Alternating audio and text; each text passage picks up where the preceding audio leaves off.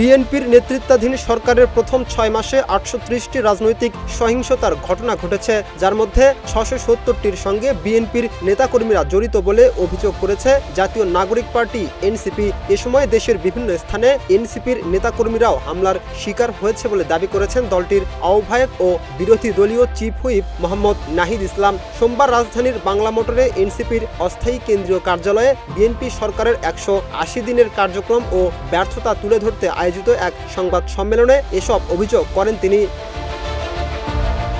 নাহিদ ইসলাম অভিযোগ করেন, বিএনপি রাষ্ট্রীয় প্রতিষ্ঠানগুলোকে দলীয়করণ করছে। তার দাবি, গত 6 মাসে 19 থেকে 20টি বিশ্ববিদ্যালয়ে দলীয় বিবেচনায় উপাচার্য নিয়োগ দেওয়া হয়েছে। পাশাপাশি 11টি সিটি কর্পোরেশন ও 63টি জেলা পরিষদে দলীয় লোকদের প্রশাসক হিসেবে নিয়োগ দেওয়া হয়েছে।